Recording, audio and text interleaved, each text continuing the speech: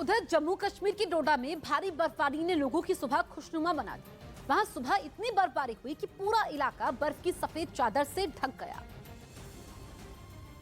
और पेड़ पौधे भी बर्फ से लदे नजर आए। पहाड़ों पर जहां तक लोगों की नजर गई, उन्हें सिर्फ सफेद चमकती बर्फ दिखाई दी। वहां इतनी जबरदस्त बर्फ की बारिश हुई कि पूरा इलाका बर्फ की सफेद चादर से ढक गया और सड़क पर खड़ी गाड़ियां तो मानो बर्फ में जम ही गई। सड़कें गायब हो गईं और घरों की छतों पर भी कई फीट बर्फ की मोटी परत जम गई। हालांकि बर्फ की बारिश ने कहीं लोगों को खुशी दी तो कहीं उनकी मुसीबत बढ़ा दी।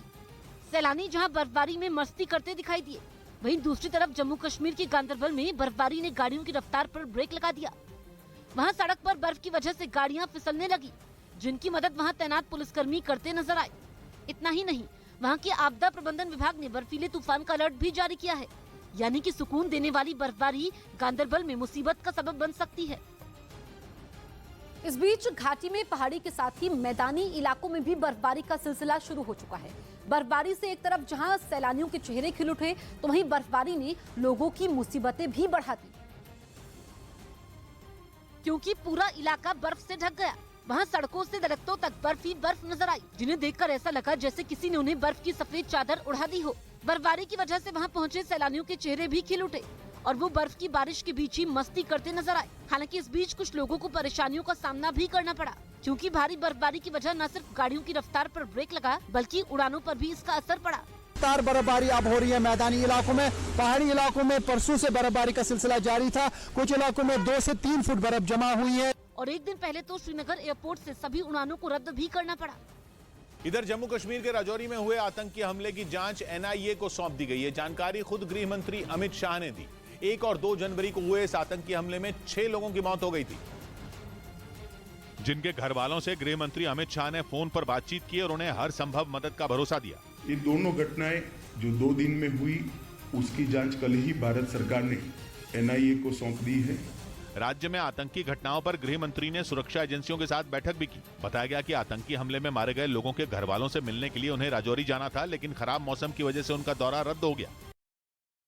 इस बीच जापान ने अपने कागोशिमा द्वीप पर सैन्य बेस बनाने की तैयारी शुरू कर दी, जिस पर अमेरिका के जंगी जहाज और लड़ाकू विमानों को एंट्री मिलेगी और मुमकिन है कि इस बेस पर दोनों देश साझा युद्ध अभ्यास भी करें। जापान के पीएम की 5 देशों की यात्रा के बीच आई ये खबर बड़ी है, क्योंकि उनका ये दौरा जापान की सुरक्षा की नई रणनीति तैयार करने के लिए हो रहा है। इसमें अमेरिका का रोल सबसे बड़ा होगा, क्योंकि जापान की मीडिया ने दावा किया कि जापान योनागुनी और इशिगाकी द्वीपों पर सेना तैनात करना चाहता है, क्योंकि ये दोनों द्वीप ताइवान के नजदीक हैं। और फुमियो किशिदा इस बारे में अमेरिका से बात करने वाले थे और उनके दौरे के आखिरी दिन खबर आई कि जापान अपने एक द्वीप पर सैन्य बेस बनाने की तैयारी कर चुका है।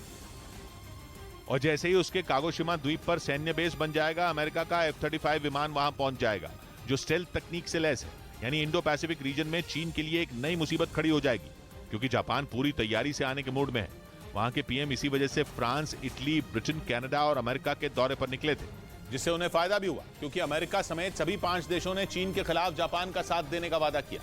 अमेरिका तो खुलकर जापान के साथ खड़ा हो गया और उसने चीन को चेतावनी दी कि अगर जापान पर कोई हमला हुआ तो उसे अमेरिका पर हमला माना जाएगा और इस स्थिति में चीन और अमेरिका के बीच युद्ध छिड़ जाएगा।